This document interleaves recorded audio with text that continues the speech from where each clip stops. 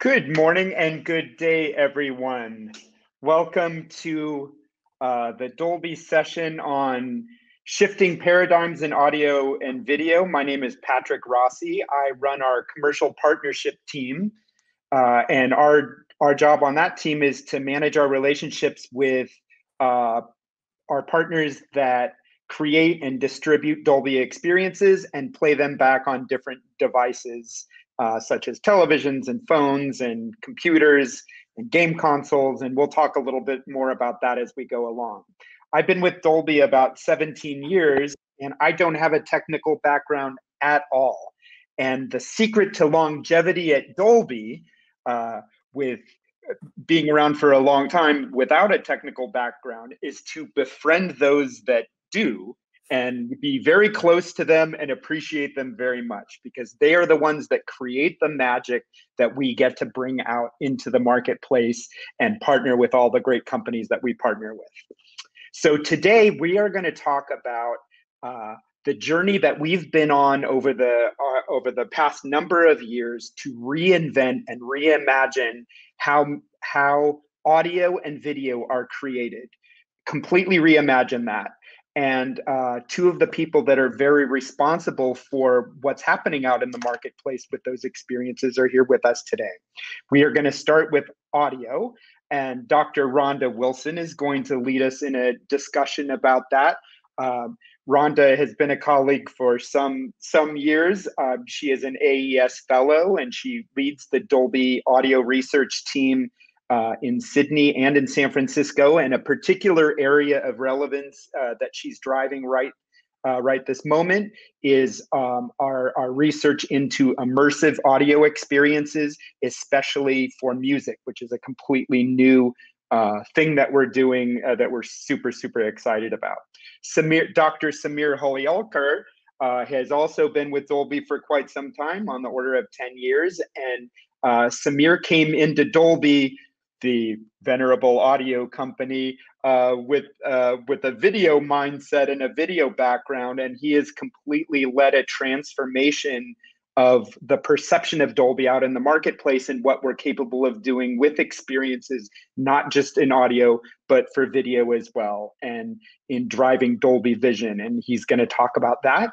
We're going to do presentations for about 30 minutes and then Q&A, which I will be facilitating. So I will stop talking and get to the experts. So I will introduce Rhonda Wilson to take it away.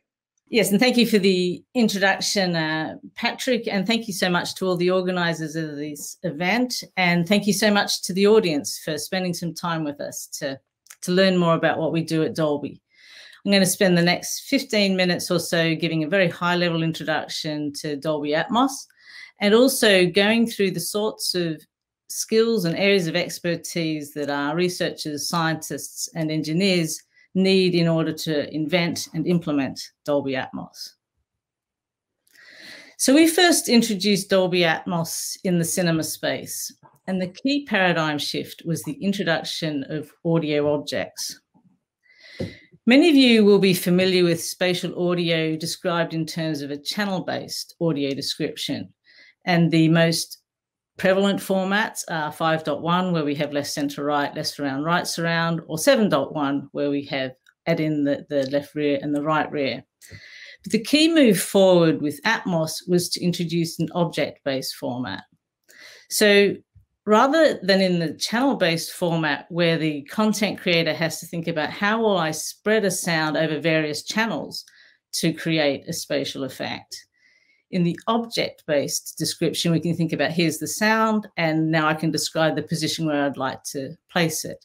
And we can specify that with Cartesian coordinates, X, Y, Z. And yes, note that we have added that height dimension. So whereas 5.1 and 7.1 are essentially just working around you, with Dolby Atmos, we can work above you as well, not just in the horizontal domain.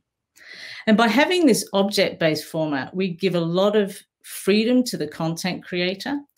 And we also have a lot of freedom then with how we can deliver the best experience, whether it be in cinemas or on a whole range of consumer devices. So in this slide, this is a sort of an artist's impression of a typical layout of loudspeakers in the cinema, showing what's happening on the walls and in the ceiling. So notice the addition of those overhead speakers. And of course, we have the left center right speakers. But we don't just stay in the cinema. We've done a whole lot of work to bring the great Atmos experience to consumers at home and on the go. And we have this whole range of devices as listed out here. And as Steve mentioned, we've recently added in the capability in terms of bringing Dolby Atmos to cars, our automotive work as well. Dolby's very much an ecosystem company. And so we have to think about how do we create, how do we distribute, and then how will consumers be able to experience.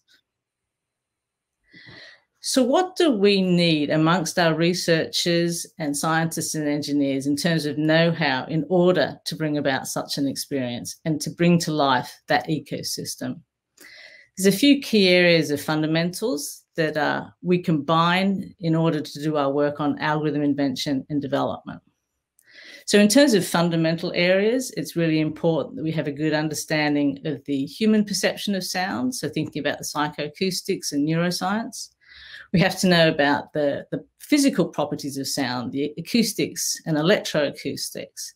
And we do a lot of signal processing. A lot of that's in the digital domain, but we also have to work across the analog and acoustic domain. And here we draw across a whole range of disciplines, so mathematics and physics, and then more recently, there's an increasing emphasis on machine learning and deep learning. And we combine know-how from those areas of fundamentals into our work on algorithm invention and development. And if you map back to those ecosystem ideas, we want to think about the algorithms needed for capturing the audio content and creating it. For distribution, perceptual audio coding is a really key area in order to get that efficiently to the consumer. And then we need a whole range of audio processing and enhancement techniques to play on that whole range of consumer devices.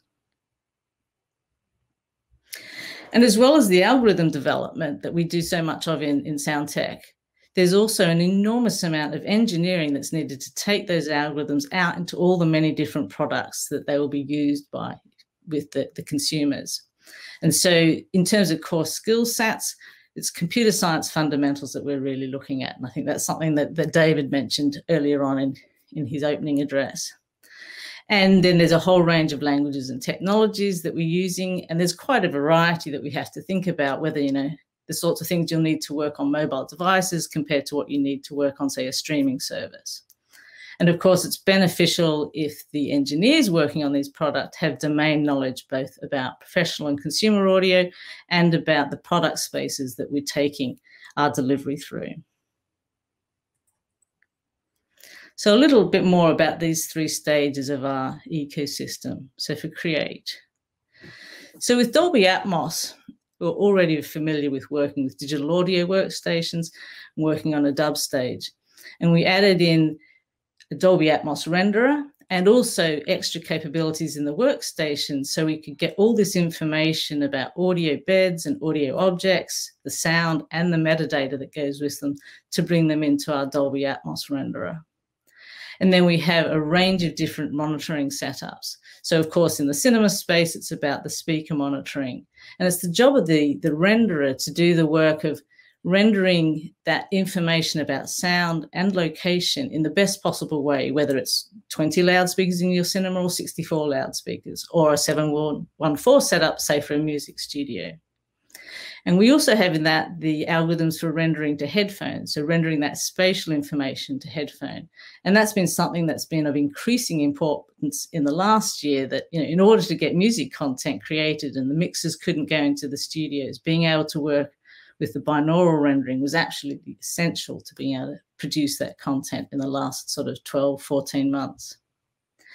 And then once you've done that mixing work, the assets that you produce are the print masters that have all that information about the audio content and the coordinates and other metadata that goes with that.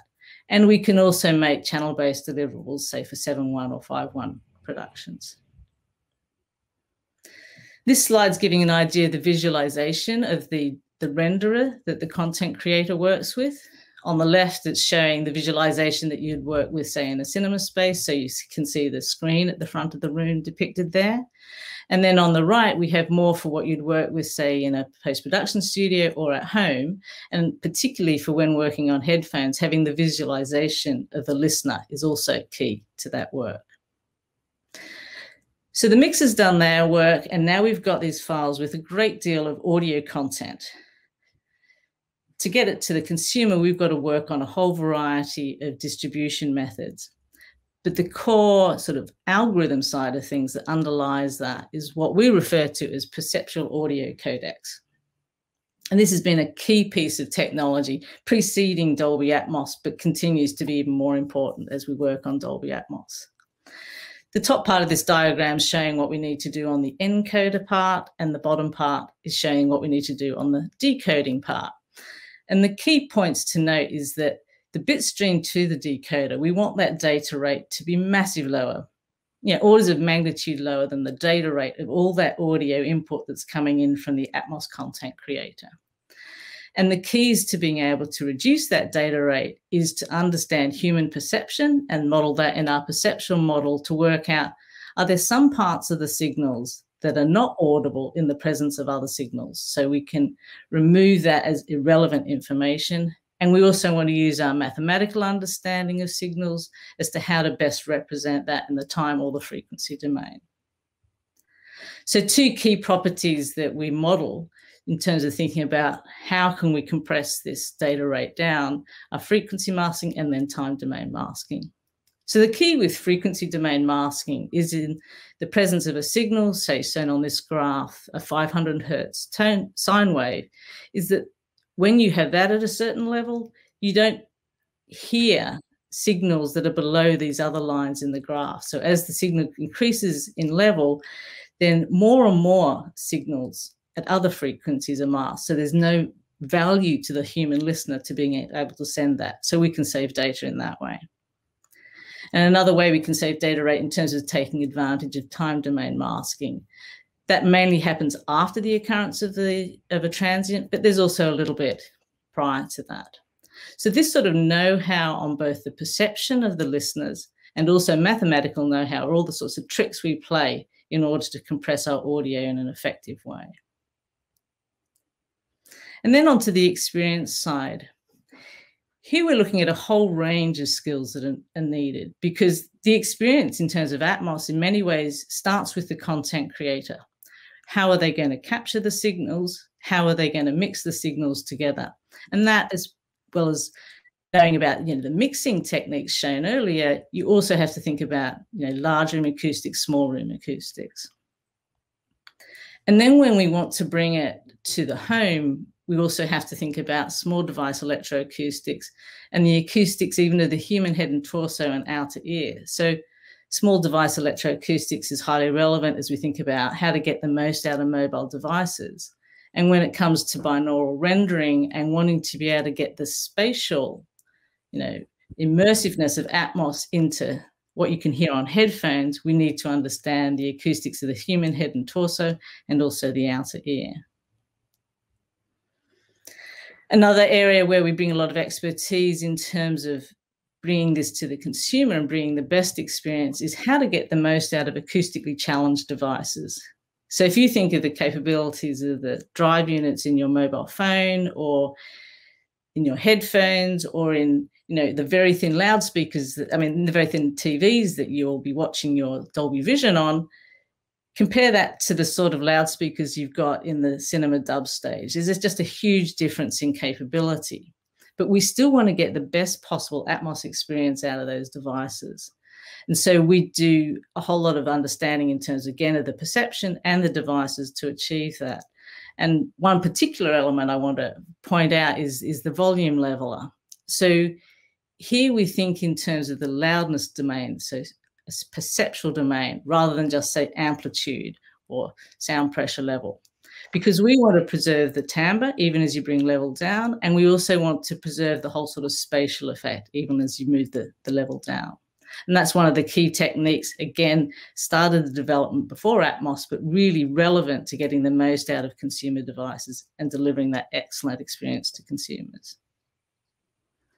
And then just to finish my section, we work with a lot of partners in order to bring this ecosystem about. So there's a whole lot of R&D and engineering that happens in Dolby, but then we have to bring it to the consumer by working with these many partners across the create, distribute, and experience.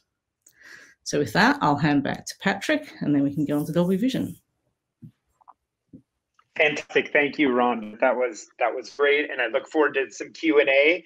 I encourage everyone, if they have any questions at all, to post those, and we'll look through them, and as time permits, answer as many of them as we can. So with that, I will kick it over to Samir Hulyalkar, who will talk about how we've shifted paradigms on the video domain with our introduction of Dolby Vision, and how we came to do that, and some of the skills and capabilities and mindsets behind its development.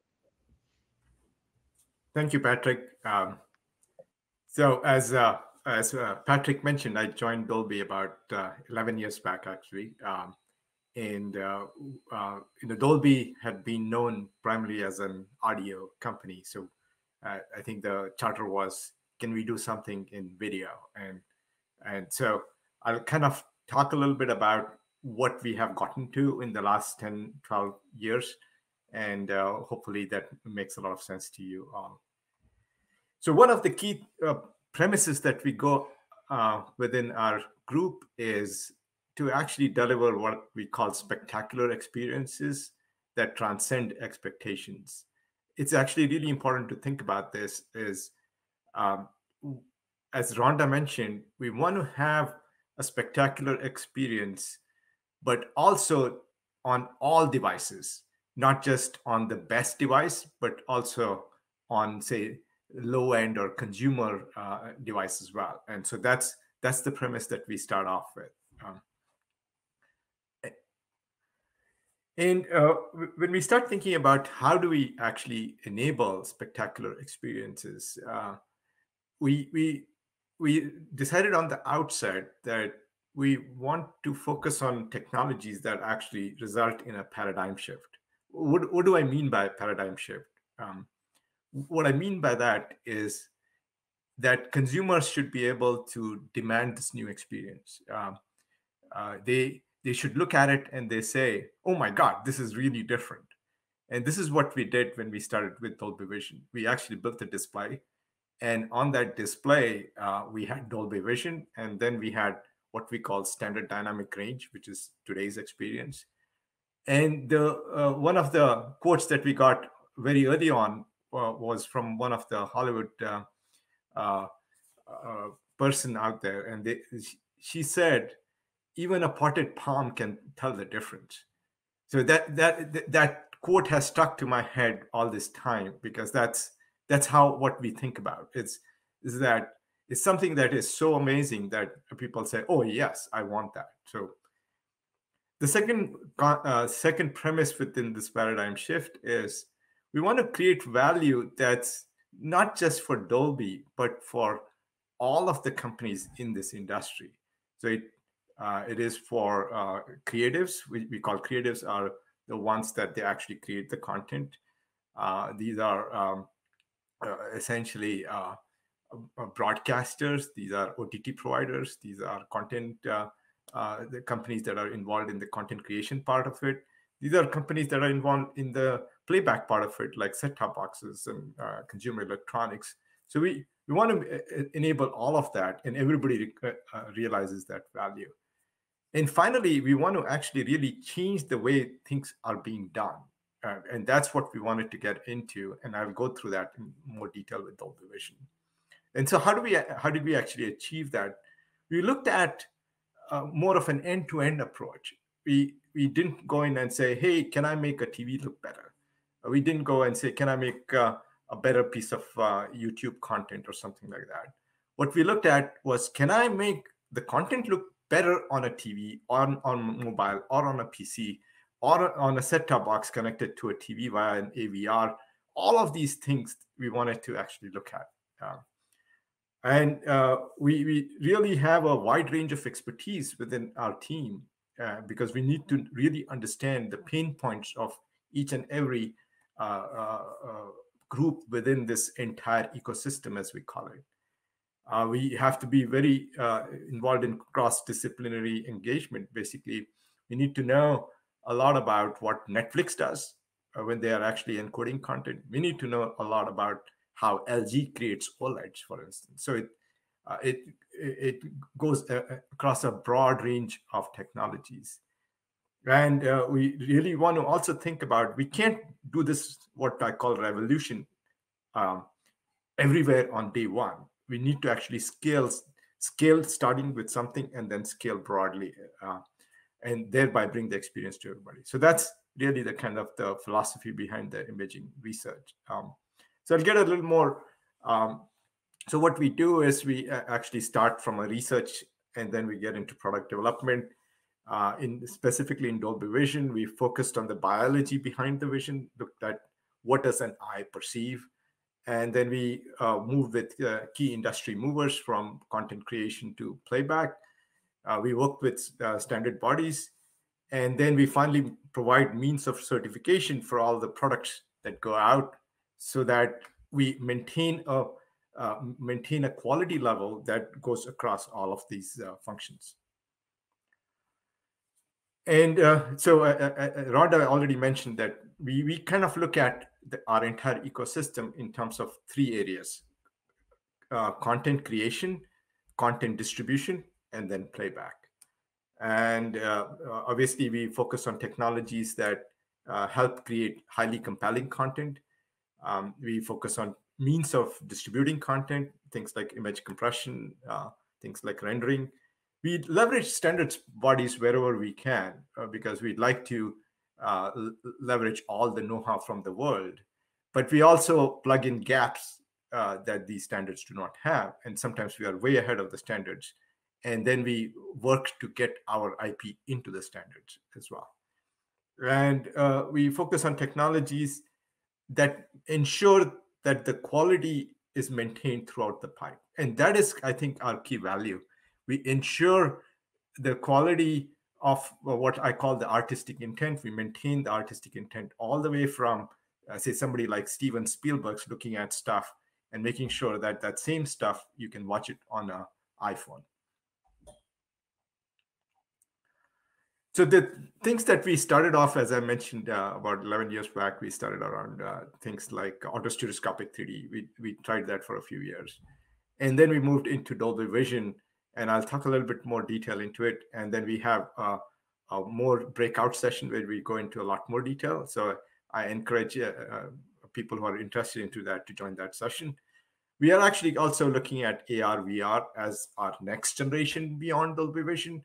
So it just kind of give you a history of what we started, what we are doing now, and then what we are planning to do in the future.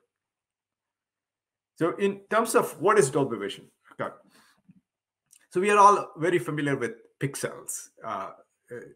And when we started maybe around 10, 15 years back, we looked at how to improve the quality of pixels. So you can think of it in three different dimensions.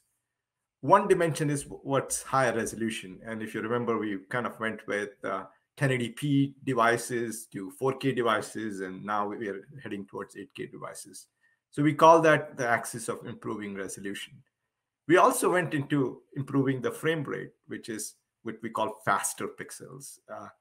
The faster pixels, we started with 24 hertz. That's even today, a lot of movie content is 24 hertz content. Then the broadcast service is at 60 hertz. But the TVs actually now are able to deal with 120 hertz and even 240 hertz to some extent. So some of the games are rendered at much higher frame rate than 60 hertz. So that's one axis in which quality can be improved. But the axis that we actually really focused on is what we call better pixels. And I'm going to go into a lot more detail into that. But this has got actually two components to it. One is dynamic range, which is the range of signal that your eyes can actually see, but you're not actually getting that through the current what we call standard dynamic range. And then the second portion is color. and again, the amount of color that you can see is much smaller. Sorry, it's much bigger than the amount of color that's being actually communicated. So here's a chart in terms of luminance levels that people can see.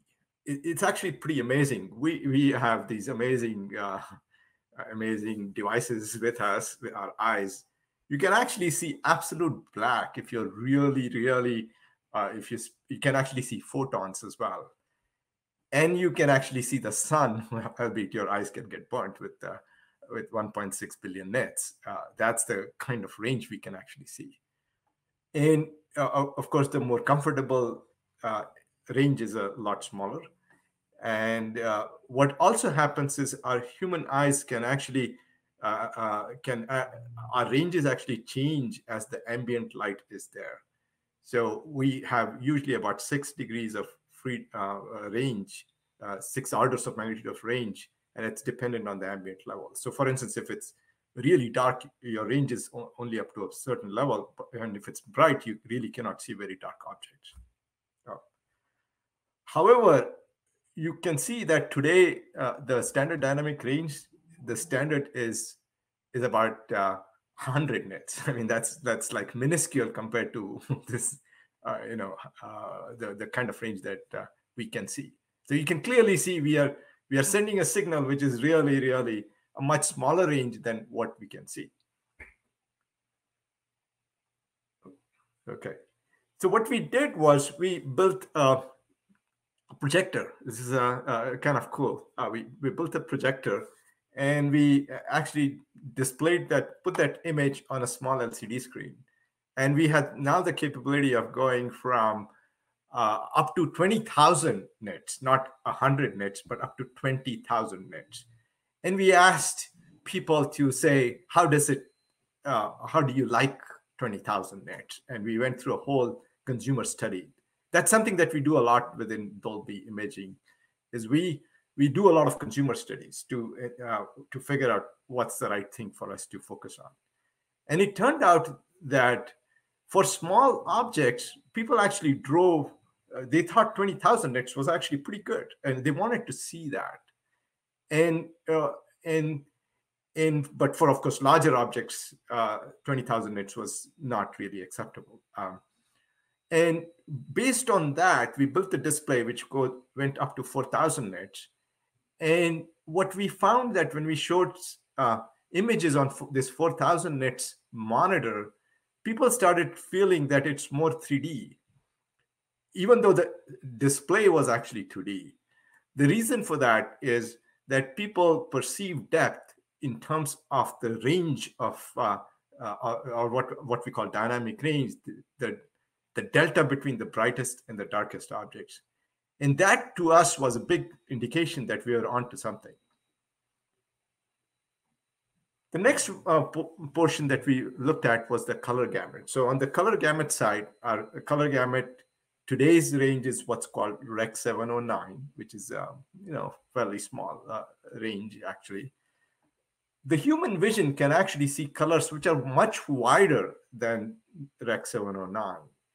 We can actually see this horseshoe, as you can see, and there are colors like these deep red or these deep blues, which are not part of the current Rec 709. Rec 709 was invented back in 1931. At that time, there were no artificial colors. This was based on natural colors. Today, people have jerseys, they have cars, they have all kinds of things that are colors which are much wider than these colors that we see. So we have a much more richer environment today. And so we think this is a huge value that we can do by bringing this wider color. So if you kind of pull both luminance and color together, what you get is you can actually plot it as a three-dimensional object of what are the total colors that you're seeing, because you can plot luminance in the vertical axis and color in the horizontal plane. And you can see that this smaller box of colors down here is actually the range that's there today, which is called standard dynamic range. And this larger box of colors is what is Dolby Vision. So you can see the delta between the number of colors in both luminance as well as in color gamut. What we're bringing is a much bigger, richer experience. To kind of give you an idea, here's an image, let me see. I think, yeah, this is where it is. So it's kind of instructive to look at, say, an image like this, where this this girl is smelling these flowers, and you can see that if we plotted the smaller box, the in-gamut pixels, which are in, let me pause this, which are in kind of reddish form, they are the ones that are inside the color gamut, but all of these cyan colors are not inside it, and these are likely some of these deeper colors that you see. So this is the kind of stuff that we are now bringing in for a consumer experience that wasn't already available. Okay. So how do we do this? So we need to kind of work, as I mentioned, throughout the whole gamut of creating content, distribution, and then playback. On the content creation side, we actually got to go and see how content was actually produced. As you know, in cinema, you capture the content, but then you go through what's called a color grading process, where you'll be actually be combining a whole lot of different streams or different cameras and all of that, and creating a final movie out of it. I mean, Tom Cruise didn't really jump across 4 buildings. You guys know that, right? So, so they actually take in some graphical elements, and Tom Cruise is just kind of jumping with a green screen behind, and then they kind of put it all together. So you got to make sure that when they actually do color grading, they are looking at monitors that can see the dynamic range, and so we get really involved in what's called post-production and mastering process, and in terms of one of the key values that we came up with is what we call dynamic metadata. What we found out that the content is so rich that when I take this content, which is, let's say, created at a 4,000 nit monitor, and then I display it on a content which on a device which can be much lower capability than a 4,000 nit monitor, I need to do something. I can't really just show it the way it is. I need to make sure that areas within that content which are important are actually shown the right way.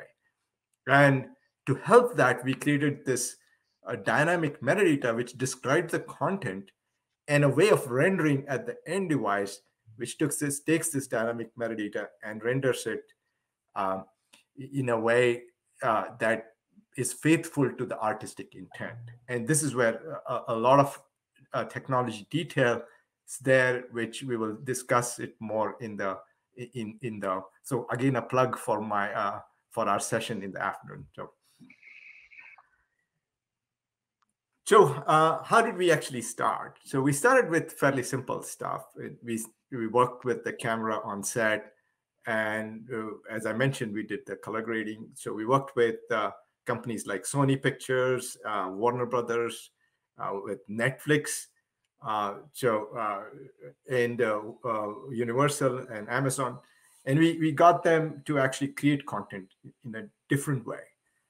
And then we so now this content required a higher bit depth, and we also needed a different way of transmission. And so that we worked with Netflix and Amazon and Voodoo, and then the first movies came out.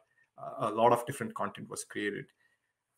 And then finally, we worked with TV manufacturers such as LG, Vizio, Skyworth, TCL, the large TV manufacturers around the world. And we brought that experience to the TV. This was, we did this back in 2015, 2016, 2017, 2018. And now what we have done is we have gone way beyond just the cinematic content, which is just shown as this middle thing. But we are now looking at broadcast cameras, where we add in an HDR processor so we can actually have live stuff go through. There's no color grading involved in this. We have worked with set-top boxes and DMAs, so Blu-ray players. They're all, and also Blu-ray players as well, to bring this experience all the way to the end device. We just recently announced a collaboration with Microsoft, where their next generation game console will actually support games using their Xbox console to provide gaming also. And then we also have PCs now showing Netflix content and other kinds of content on a PC monitor, also on the PC built-in display. And very recently, just in October of last year, we had Apple announce support for Dolby Vision capture. So if you take your iPhone 12, you can capture in Dolby Vision. And this can then come out in many different forms, like via Facebook or others, to other Dolby Vision devices. So this is how we have been. We started with a smaller value, but then we grew much beyond where with all these other use cases. So this is like a big eye chart. I'm not going to go through this, but you can see a list of our partners. So we work with all the content creators. We worked with all the distribution partners now. And then we work with the SoCs, because the SoCs are the silicon that need to actually support Dolby Vision. We work with the TV manufacturers. As you can see, almost everybody, all the TV manufacturers support Dolby Vision now. We work with set-top boxes and DMAs. So something like a Fire TV or a Google Chromecast supports Dolby Vision. Mobile devices, I mentioned Apple. There's many others on the PCs. 2 out of the top 3 PC manufacturers are supporting Dolby Vision right now. And then, of course, on the Blu-ray players, we also have Dolby Vision. So we're still in this journey right now. We have started and we have made a lot of progress, but we still have a long ways to go. So I'm going to go very quickly over some of the rest of the slides. We just wanted to also, on the content side, we have a huge amount of content in Netflix. If you go in and look at Dolby Vision, most of the top 10 recommendations of of Netflix, a lot of times they're most of them have Dolby Vision support, and also Dolby Atmos support as well.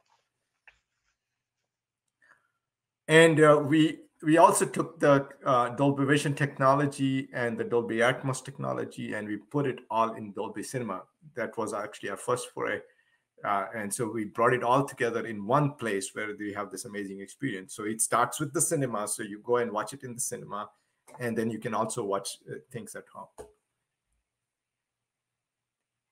So just looking at what are the kinds of expertise that we have within imaging R&D. So clearly we have a lot of expertise in human vision, in color science, in video compression, in video processing and enhancement, in machine learning. That's some of the newer stuff we are doing, as we are trying to figure out what's the, as I said, we want to make sure that the important parts of the picture are the intent for that is maintained. So we are doing a lot of machine learning kind of algorithm development to enable that. Looking at the SoCs, how do we make sure that the SoCs support Dolby Vision the right way? Looking at displays, things like what is an OLED, what does an OLED mean, what does global dimming mean, and all of that kind of stuff. A lot of embedded software in terms of CPUs and GPUs, which actually go into things like mobile phones, PCs which use Intel SoCs or AMD. A lot of application software development for some of the newer stuff that we're working in on the cloud service as well. So a lot of stuff that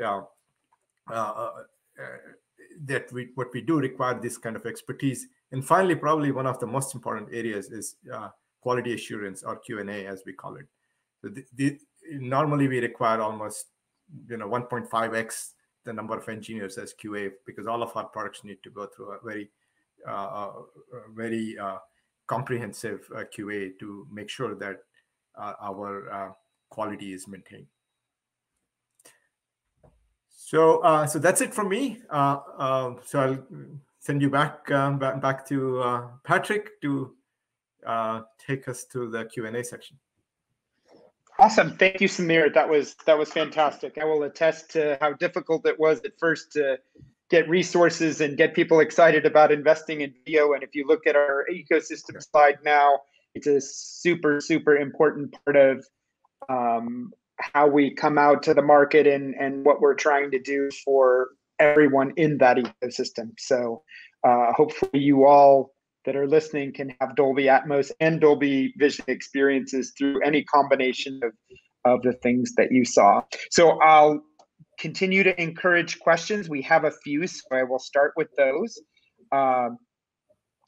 The first one is for you, Rhonda, just about, and maybe just generally about when we do research, what kind of things do we post, like white papers and presentations? If someone wants to go a little bit deeper, I understand that you both have individual sessions later on your material, and people should go to that if they want to learn more. But if there are things people want to read, can you point them to anywhere? So there are some resources. There's quite a lot of information that is proprietary, but for example, on Atmos, we did a paper for the Audio Engineering Society on the spatial coding stage. So I didn't describe that in detail as I was talking about the perceptual coding, but as well as thinking about what's happening in time and frequency, we have to think about how to make the most in space as well. So we do have a paper on that. We've also had some of our researchers have books and also, or chapters in books, especially in the audio coding space. And then I'd say a lot of our educational stuff in terms of public presentations is probably by panels like this, discussions, and more than a lot of written research papers. Yeah. Okay. And Samir, how about on video? Anything? On video, I think Dolby.com actually has a lot of information. We also have had a lot of papers that we could do. I would say the best way to learn about it is to join us as an intern, maybe. There you go. It's a plug for interns. So I know that the recruiting team or the university relations team is on, and so a couple of things. I know we have a session with the Dolby Institute that talks about kind of some of the education that we like to do when you're shifting paradigms and you're trying to make this interesting for everyone. I think Samir crystallized that very importantly in his presentation. We are trying to make sure that creators and people that work on distribution and people that work all throughout the media enterprise have a vested interest in these experiences. And so we do a lot of education. I'll throw in a plug for our website, professional.dolby.com. Keeps getting better. There's great resources and case studies and videos and a lot of explanation in there. I send a lot of our potential partners there to learn more about our experiences in different ways that people do it. Okay, so yeah, go ahead, Rhonda. To say we'll have some links lined up to share in the later session to take you directly to specific resources and tutorials to look at that. Great. We have a question here from Emily, who asks about what is used to be able to have clear audio. And I think I'll try and expand on the question a little bit, Emily. And if I missed the intent of your question, please go ahead and repost maybe a different version of it.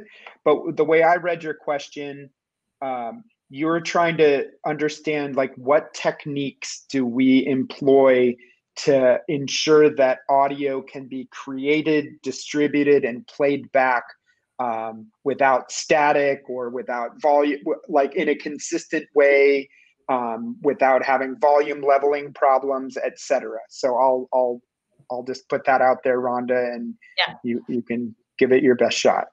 Certainly. And so it starts by having the best content available. And so in terms of not having static, in terms of recording the content, that really is up to the content creators and the recording engineers to do that. And then we work at preserving that throughout the whole chain. I think maybe part of what the question is getting back is, how do you make sure you can deal with the levels on the playback devices? And so that was one of the key points with that processing chain I put up near the end of my presentation about what to do for the acoustically challenged devices. And it's also to deal with differences in content.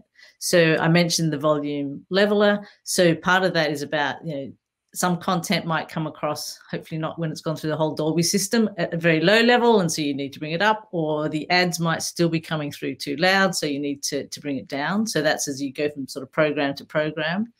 And then within content, within one show, say especially from Atmos, which might have very high dynamic range, we look at compressing some of that and working in the capabilities of the device to get the most out of that.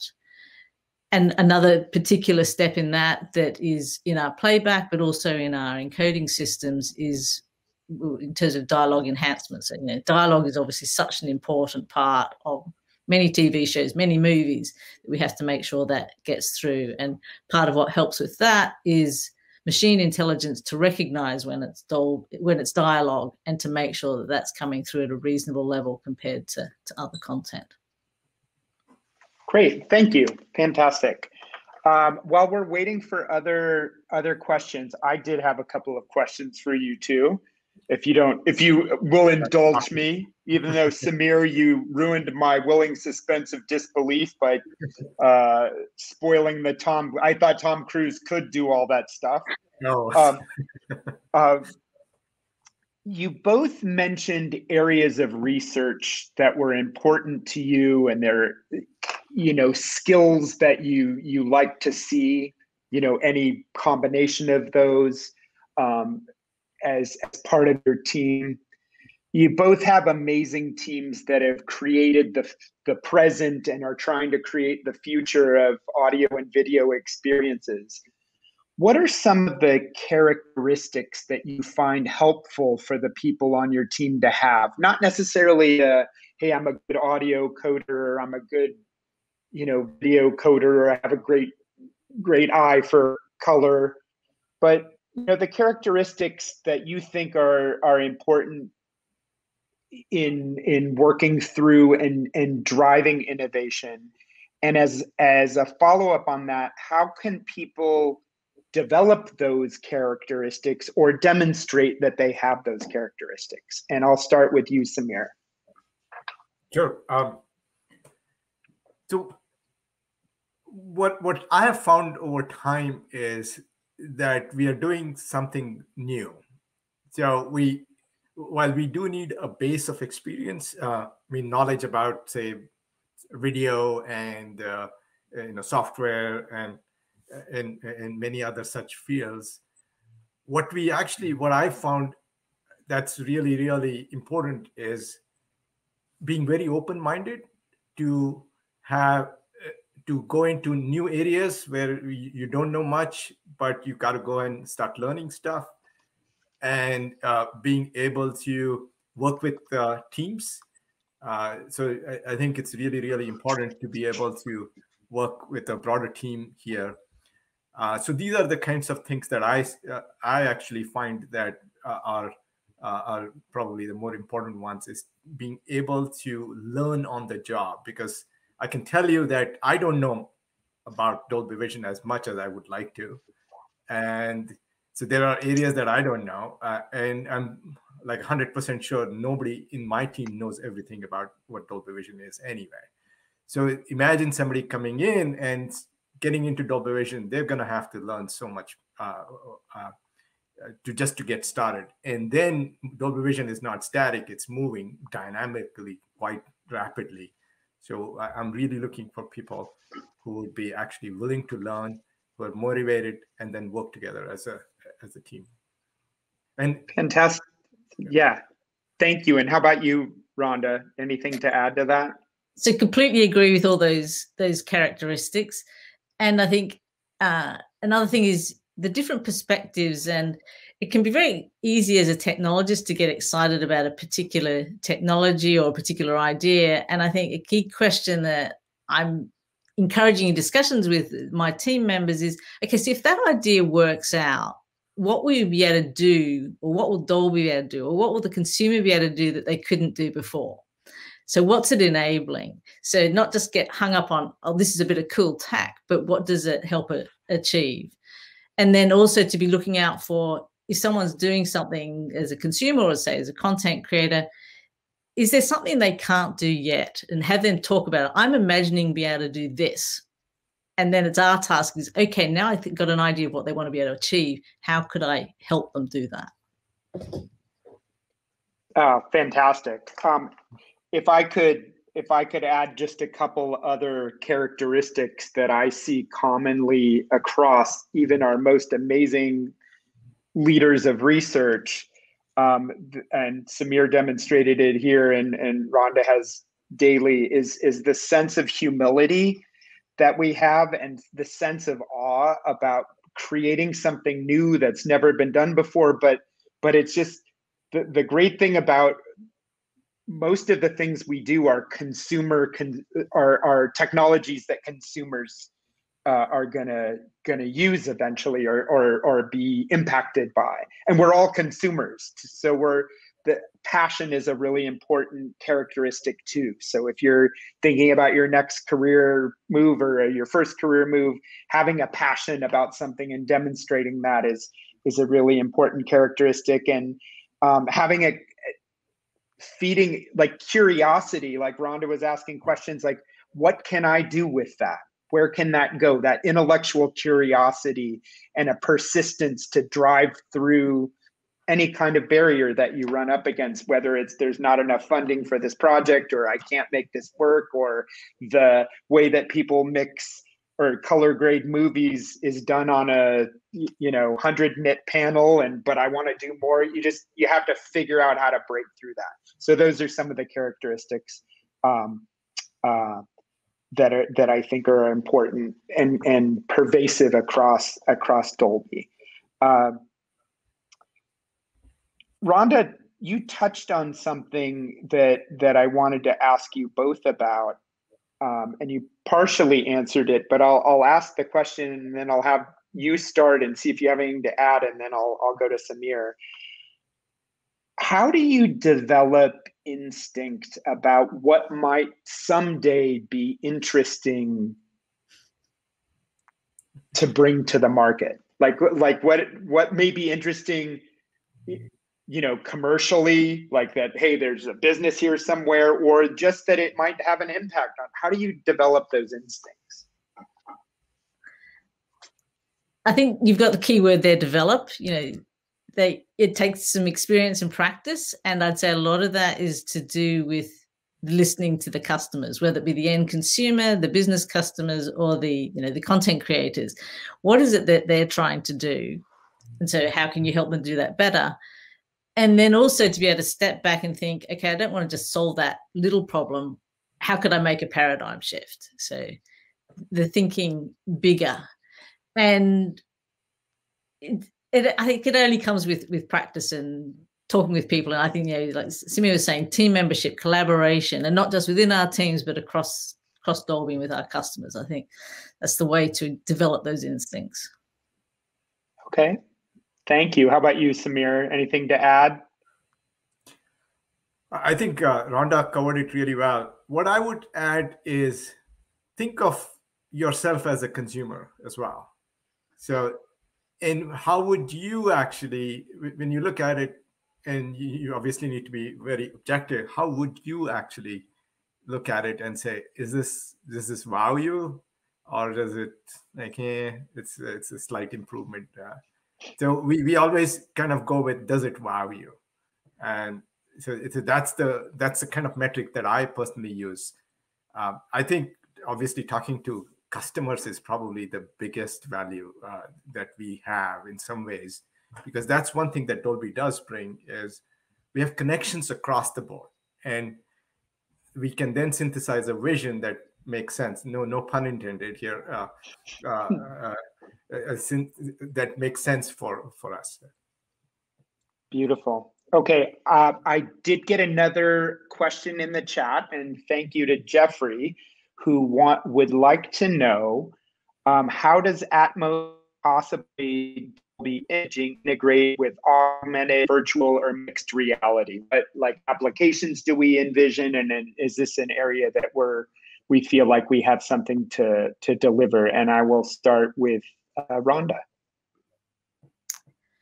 Okay, so there are already some links in this sort of area, say with Dolby Atmos, the rendering being used in game engines. That would be one way of thinking about how to do that. So if you, as people work on games and being able to play that back, whether it be on headphones or on loudspeaker setups, that there's ways that Dolby Atmos can bring more of the reality of the sound in with that. And there's more to come, but there's not a lot I can say yet. Okay, how about you, Samir? So on vision, if you kind of think about AR, VR, what we are really trying to do is we are trying to create a much better realistic experience.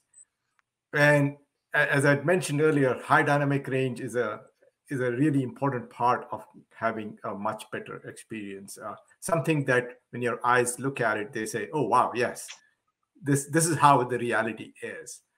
So we want to actually combine the ideas of what VR would do with HDR or Dolby Vision so that we create an experience. So when you're moving your head, the scene that you see is much more realistic. And or if you're adding objects along with, like in the case of AR or mixed reality, then you want to make sure that you're adding objects with the similar dynamic range in the right possible way. So these are actually a lot of these technologies we've kind of worked with already in Dolby Vision in the content creation side. As I mentioned, Tom Cruise did not jump over 4 buildings. So we actually did that kind of work. So we're just bringing a lot of that into AR, VR. Beautiful. Well, listen, we are coming up on time, and I just wanted to thank everyone. I mean, I know we have several hundred people attending this session, and we're very flattered that you would spend an hour with us. Hopefully, we've been able to reward your time with some information and thought-provoking ideas, which is what we always endeavor to do. And I'd encourage you to attend some of the other sessions. And with that, we will sign off. Thank you very much. Thank you very much. Thanks for attending. Thank you.